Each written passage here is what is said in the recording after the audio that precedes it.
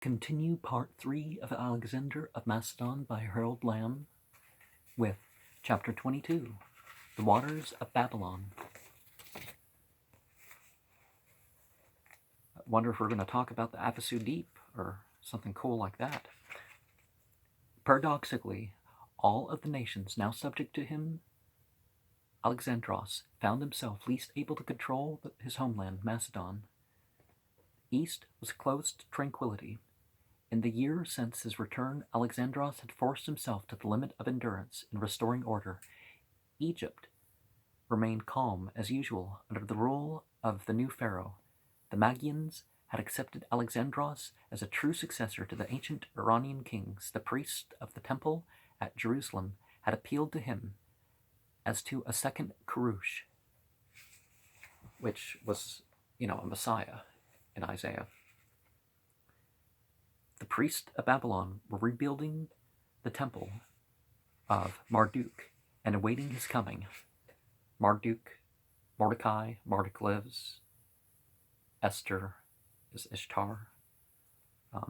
Purum's coming soon. Envoys had hurried across the Greek cities. They had approached Alexandros wearing garlands, doing reverence to him as to a divine being. He had merely given them his right hand to clasp, and had arranged for them to take back all the captured Greek statues found in Asia. At Athens, the party of Demosthenes had become neutral, if not friendly, towards the former Macedonian. Defiant Sparta had lapsed into quietude after the subjugation of Asia. The Aegean, as well as the Red Sea, was patrolled by friendly fleets, but the kinsmen in Macedon cared for no fleet. The mountaineers of Pella could not become traffickers like the enterprising Carthaginians. Slaves and gold they might take from Asia, but what did Asia avail them, if any? The chieftains of tribes held no authority over it, and that authority Alexandros would not give them, greatly as he rewarded them. He cared for little himself, Aryan states, yet he gave immense wealth to those connected with him. More than 10 years of separation had estranged the wanderer from his people. To Alexandros, Olympias's tempers, Antipater's rule of thumb discipline, the plotting of Cleopatra, and the thieving of sickly Harpalus. Oh, there's a D in QL Cleopatra. I don't remember exactly at the moment the Egyptian way of saying Cleopatra. And the thieving, sickly Harpalus had become dwarfed and distant. He no longer corresponded with Aristotle, who, as master of the Peripatetic school, seemed to have barricaded himself behind books.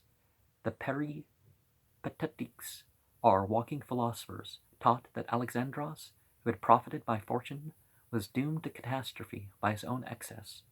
Punishment will come to those who harbor conspirators against me, Alexandros cried.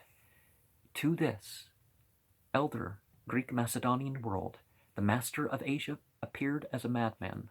Voluntarily he had disappeared into the east, draining the young men from their homes. Without regard for human life, megalomania had seized him. He had challenged what they considered to be gods. He had bowed down to strange entities that are considered to be gods. Lying on a gold couch among barbarians, with incense burning before him, he had made himself drunk with power. So reported Harpalus and Cassander in the spring of that year, 323. Alexandros was journeying then from the heat of the Tigris up to the heights of Ecbatana. When he took to horseback on the road, his mind became clearer. It satisfied him to be in motion again, even over familiar ground, and the cold air of the foothills held his fever in check. He had made no effort to go himself to Macedon. Instead, he had sent Caractacus to do what might be done, and he had shirked establishing his court at Babylon. He did not want to think of the lines of petitioners and officials waiting for him upon the pyramided towers of the city. The hanging gardens of Babylon were a poor imitation of the hills he loved. Instead, he busied himself with the project of exploring that inland sea, the Caspian. From the timber he had seen on its shore, a fleet could be built. He ordered the Phoenician and Cretan technicians to depart to start work on the shipyard, and by circling the inland sea they could settle the question whether it actually be connected with the Euxine, or drained north into the outer ocean. If it did so, his ships could reach the northern edge of the habitable world, and he would know if both the river of sands and the river of the sea emptied into the Caspian. So the Caspian, I think it's the Aral Sea that's in the past half century has not really a sea anymore. He could reach the dark homeland of the Scythian tribes, for Alexandros no longer expected to find his Parnassus. He had seen the snow line of the Himalayas and the last mighty barrier of earth. He had seen eagles flying over immeasurable chasms. His feet had measured the sands of the Mekron, and he had felt the surge of outer ocean. Seated not upon the throne of 3XXIIA, but in the splendors of his imagination, he traversed this kingdom of his, this kingdom of the natural earth. It had never been so clear in his mind, and he could not know his mind was failing him.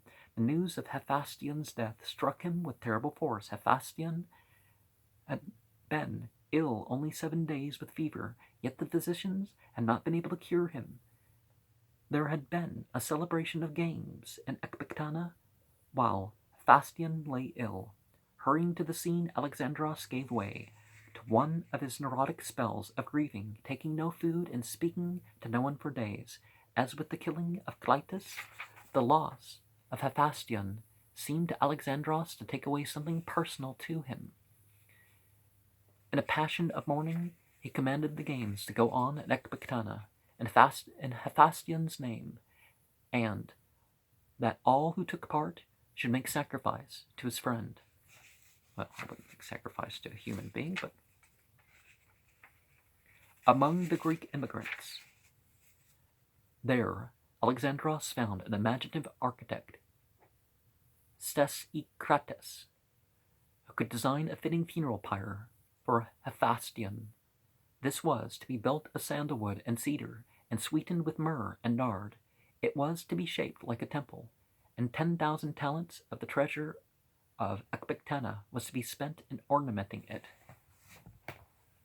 The Magians would have considered this, particularly the priests, would have considered this quite the blasphemy. Perhaps Alexandros had not meant the memorial to be burn, but it did burn, impressed with the immensity of Alexandros's works. 3XXIIA tried to win his favor. The architect drew up a plan for a memorial that would dwarf the pyramids for Alexandros himself. This idea was to make the stone face of the Mount Athos into an effigy of the king, who would stand in this fashion for eternity, holding a city of 10,000 people in his left hand, while a river flowed from his right hand into the sea. Such a statue, 3XXIIA swore, would be worthy of even Alexandros, but Alexandros would not hear it. He left Ecbatana on the pretext of leading a small expedition against the Kassite mountain tribes. I have a book on the Kassite people somewhere.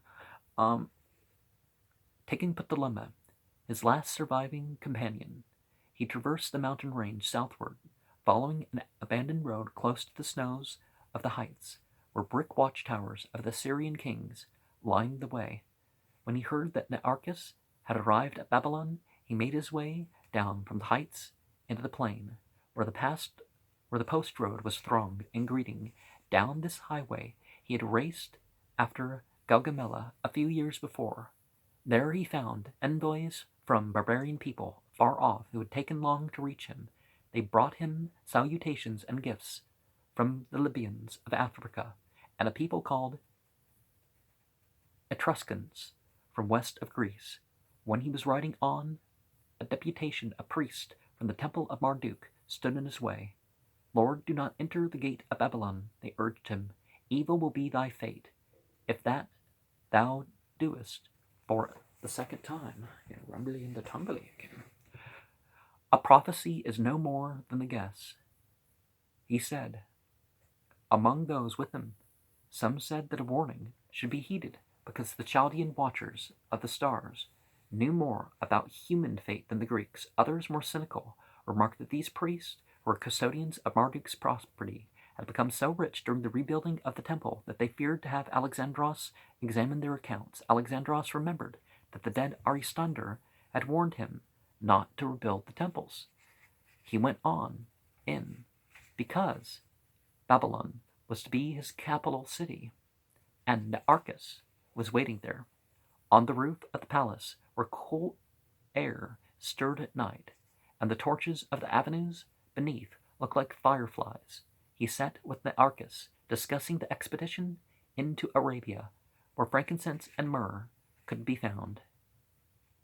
Archias came back from his trip. Alexandros explained after coasting the west side as far as an island. The sea there is really a gulf, as you suspected. I named the island Icarus.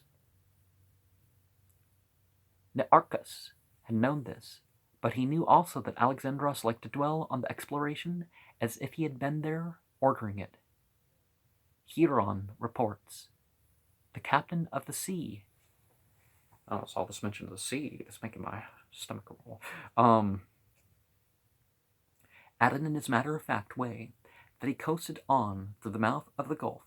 After a while, he turned back, meaning only desert, when he touched shore. Why did he turn back? He was afraid to go on.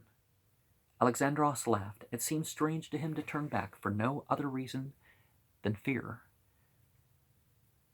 Hieron says that the land of Arabia must be as great in size as India.